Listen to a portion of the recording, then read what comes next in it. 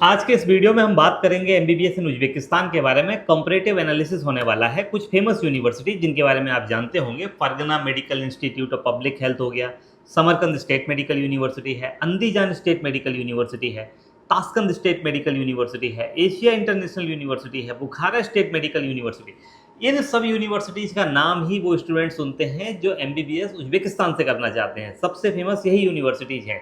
तो comparative parameter पे डाल के देखते हैं, एनालिसिस करके देखते हैं कि कहाँ पर एडमिशन लेने में आपका ज़्यादा फ़ायदा है।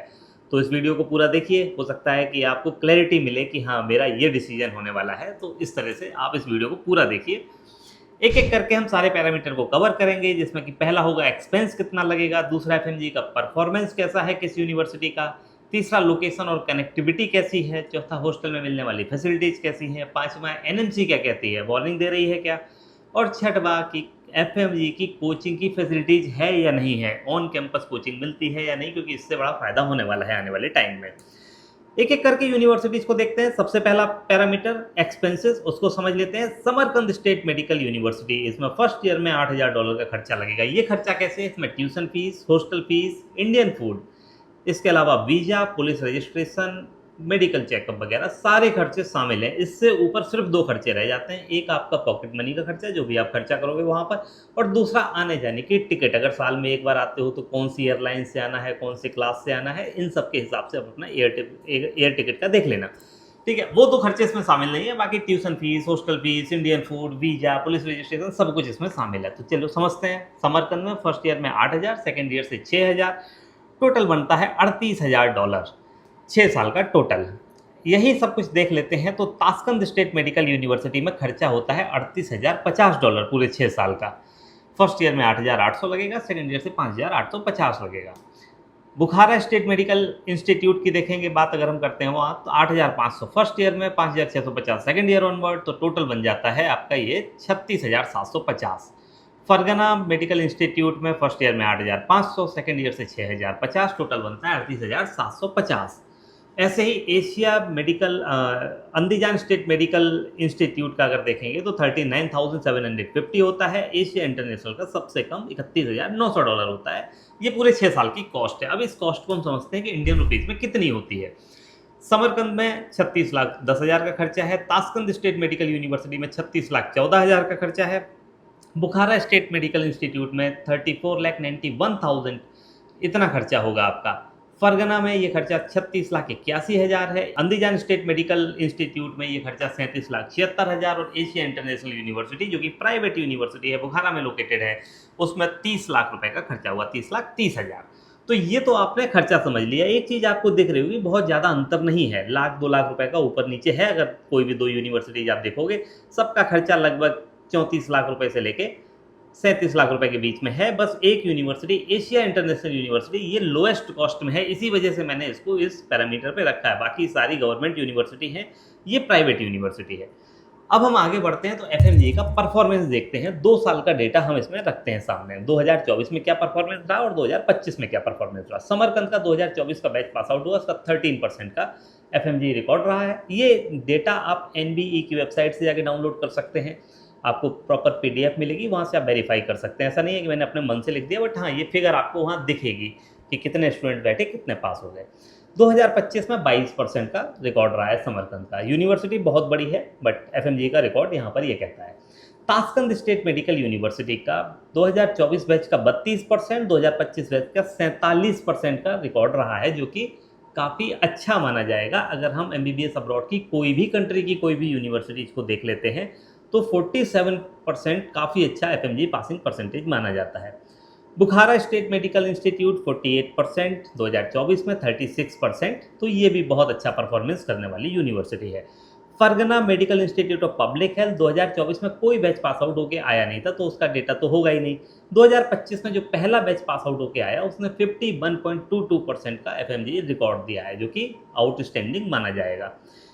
और अंदीजान स्टेट मेडिकल इंस्टीट्यूट, इससे अभी कोई बैच आया नहीं पास आउट हो गया। हालांकि मैंने वो डेटा लिखा नहीं है, जैसे कि अंदीजान में 3 स्टूडेंट अपीयर हुए, उसमें से एक पास हो गया, तो उसको 33% कहना मुझे वो ठीक नहीं लगता, क्योंकि डेटा साइज़ बहुत छोटा है। एटलीस्ट 30, 35, 40 इससे ज़्यादा स्टूडेंट अगर अपीयर होते तो हम कह सकते थे कि ये एक एवरेज पासिंग परसेंटेज है। कभी-कभी क्या होता है किसी यूनिवर्सिटी से एक स्टूडेंट ही पास हुआ और वही जाके एफएमजी में बैठा और उसने एफएमजी पास कर लिया। तो उसको 100% एफएमजी रिकॉर्ड कहना वो ठीक नहीं है, क्योंकि डेटा साइज़ भी होना चाहिए।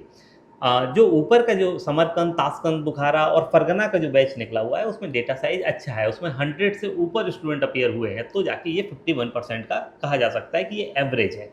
खैर, अंदीजान और एशिया इंटरनेशनल से अभी कोई बैच पास आउट होके आया नहीं है, तो इसका रिकॉर्ड आपको भी मिलेगा नहीं। अब हम लोकेशन की बात कर लेते हैं, कनेक्टिविटी कैसी है? अगर आपने समरकंद स्टेट मेडिकल यूनिवर्सिटी में एडमिशन लेने का सोचा, तो आप वहाँ पहुँचोगे कैसे? दिल्ली से जाओगे आप ताशकंद, डायरेक्ट फ्लाइट की कनेक्टिविटी होगी, उज़्बेकिस्तान एयरलाइंस चलती है और भी 1-2 एयरलाइंस हैं, उनमें से आप टिकट ले सकते हो। डायरेक्ट फ्लाइट से आप पहुँच जाओगे लगभग 3 घंटे के सफ़र में, उसके बाद आपको ट्रेन से समरकंद जाना पड़ेगा। स्पीड ट्रेन अगर आप लेते हो, तो उसमें लगभग 2 से ढाई घंटे के बीच का टाइम लगता है। तो ये तो हो गया आपका पहुँचने का रास्ता समरकंद में। ताशकंद कैपिटल में है, डायरेक्ट फ्लाइट से दिल्ली से आप पहुँच जाओगे। अब हो सकता है कि आप दिल्ली ना रहते हो सकता है आप कहीं और रहते हो, तो वो तो एक डोमेस्टिक आपको ट्रैवल करना पड़ेगा, ऐसे ही वहाँ भी आपको जैसे ट्रैवल करना पड़ेगा। लेकिन मैं इंडिया में ये मान के चल रहा हूँ कि आप दिल्ली से फ्लाई करोगे, तो दिल्ली से कनेक्टिविटी कैसी है दिल्ली से, ठीक है? तो बुखारा स्टेट मेडिकल इंस्टीट्यूट यहाँ पहुँचोगे, तो दिल्ली से फिर से आप ताशकंद पहुँच जाओगे और वहाँ से फिर आपको एक स्पीड ट्रेन लेनी पड़ेगी, जो लगभग साढ़े 3 घंटे का टाइम लेगी और बुखारा पहुँचा देगी। फरगना कैसे पहुँचोगे? तो फरगना जाने के लिए दिल्ली से आप नमनगंज नाम की एक सिटी है, काफ़ी बड़ी सिटी है उज़्बेकिस्तान के अंदर, वहाँ की आप डायरेक्ट फ्लाइट लोगे, वो भी 3 घंटे के टाइम में पहुँचा देगी। और नमनगंज से आप वैसे तो ट्रेन से भी जा सकते हो, लेकिन ज़्यादा अच्छा होगा कि आप अगर वहाँ से टैक्सी ले लो, क्योंकि 80 किलोमीटर की दूरी है, तो बहुत ज़्यादा नहीं होती है, आप 1.5 घंटे में वहाँ आराम से यूनिवर्सिटी तक पहुँच सकते हो। अंदीजान जाना है तो भी वही रूट है, दिल्ली से आप फिर नमनगंज जाओगे, नमनगंज पहुँचने के बाद में डायरेक्ट फ्लाइट से आप नमनगंज 3 घंटे में पहुँच ही जाओगे और उसके बाद में फिर से टैक्सी ले लोगे, क्योंकि वो भी 80 किलोमीटर के करीब ही दूर है, लेकिन फरगना से उसकी डायरेक्शन अलग है। अब एशिया इंटरनेशनल यूनिवर्सिटी ये बुखारा में है, तो वो बुखारा वाला रूट है, यहाँ से आप दिल्ली से आप पहुँचोगे ताशकंद, ताशकंद से आप फिर पहुँचोगे बुखारा। स्पीड ट्रेन पकड़ते हो तो साढ़े 3 घंटे में पहुँच जाओगे। अब हम बात करते हैं हॉस्टल की फैसिलिटीज़ कैसी हैं। तो हॉस्टल फैसिलिटीज़ में जितनी भी ऊपर यूनिवर्सिटीज़ बताई गई हैं, उनमें 4 सीटर बेस शेयरिंग हॉस्टल मिलता है। गर्ल्स हॉस्टल, बॉयज़ हॉस्टल अलग-अलग हैं अधिकतर जगह, और इंडियन फूड हर एक यूनिवर्सिटी में आपको मिलेगा, ठीक है? तो ये इंडियन फूड वाली बात भी नहीं रह गई। हर जगह का $1200-1300 का खर्चा होता है। कहीं $1000 का खर्चा है, वो तो आप फीस स्ट्रक्चर, जैसे अगर आपका इंटरेस्ट बनता है तो आप उनसे फीस स्ट्रक्चर ले लो, उसमें क्लियर कट डिफाइन होगा कि कितने खाना का खर्चा है, क्या खर्चा आपके हॉस्टल एकोमोडेशन का है। मोस्ट ऑफ द यूनिवर्सिटीज़ में पहले 2 साल हॉस्टल और इंडियन मेस कंपल्सरी है, उसके बाद आप छोड़ के बाहर रह सकते हो। उसका रीज़न एक ये है कि जब आप अभी नए हो, आपको लैंग्वेज नहीं आती, सिटी के तौर तरीके नहीं जानते हो, तब तक आपका हॉस्टल में रहना आपके लिए ही ज़्यादा फ़ायदेमंद है।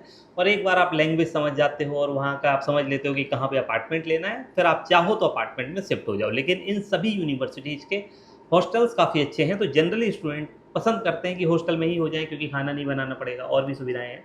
तो ख़ैर ये तो अपनी चॉइस हो गई। अब एनएमसी के हम वार्निंग नोटिस की बात कर लेते हैं। क्या इन यूनिवर्सिटीज़ में एनएमसी ने कभी वार्निंग नोटिस जारी किया है? तो बिल्कुल किया है। समरकंद स्टेट मेडिकल यूनिवर्सिटी को 2 बार वार्निंग नोटिस जारी हुआ है। एक बार किया है एनएमसी ने 1 अप्रैल 2026 को, कारण बताया कि ओवर एडमिशन हुए हैं, मतलब कि हज़ारों की संख्या में एडमिशन हुए हैं, जिससे कि एजुकेशन की क्वालिटी प्रभावित हो सकती है।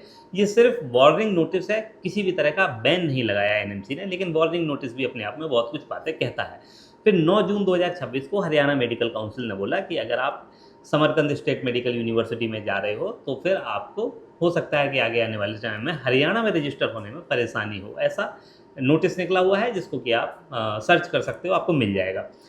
फिर ताशकंद स्टेट मेडिकल यूनिवर्सिटी, वो सेम नोटिस में समरकंद, ताशकंद और बुखारा तीनों यूनिवर्सिटीज़ का नाम था, तो एक ही नोटिस था, उसमें नाम इन तीनों यूनिवर्सिटीज़ के थे। हालाँकि किसी भी तरह का एडमिशन पे रोक नहीं लगाई गई है, कोई एडमिशन बैन नहीं है, लेकिन फिर भी ये वार्निंग नोटिस है, जो अपने आप में काफ़ी कुछ कहता है। तो ये तो 3 यूनिवर्सिटीज़ आ गई, और कारण एक ही था कि ओवर एडमिशन हुए हैं, मतलब कि एक इनटेक में जैसे 2025 का बैच था, तो उसमें जितने स्टूडेंट्स ने एडमिशन लिया या जितने स्टूडेंट्स को अलाउ किया गया, वो उनकी संख्या 1000 से भी कहीं ऊपर थी। तो एनएमसी का कहना ये है कि ऐसे में एजुकेशन की क्वालिटी प्रभावित हो सकती है, क्योंकि 1000 या 1200 या 1400 एडमिशन लेना, ये थोड़ा-सा क्वालिटी को डिग्रेड करते हैं। फरगना और अंदीजान एंड एशिया इंटरनेशनल, इनमें किसी भी तरह का कोई वार्निंग नोटिस नहीं आया है, यहाँ पर इनका रिकॉर्ड एकदम क्लीन है।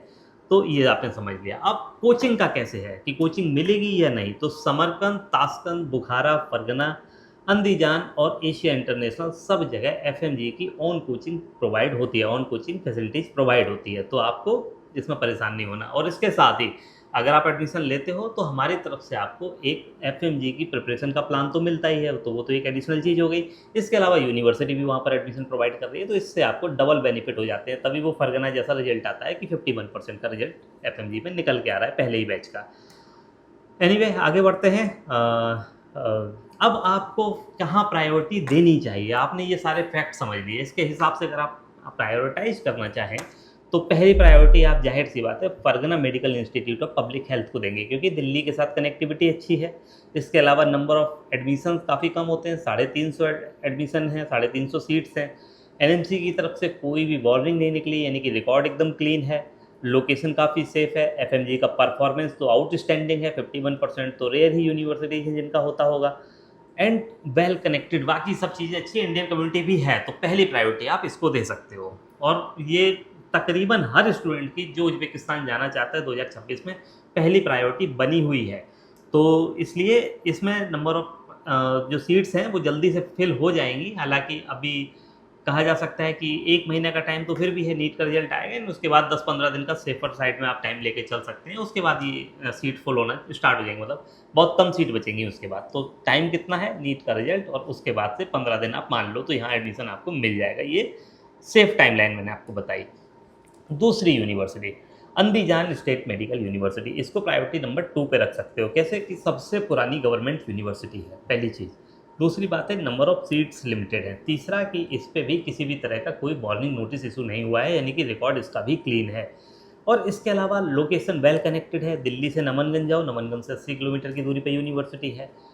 काफ़ी ज़्यादा एक पीसफुल लोकेशन है, पीसफुल एनवायरनमेंट मिलेगा आपको, शांति से आप पढ़ाई करिए। हॉस्टल में फैसिलिटीज़ अच्छी हैं, इंडियन फूड मिलता है, एफएमजी की कोचिंग भी मिल रही है।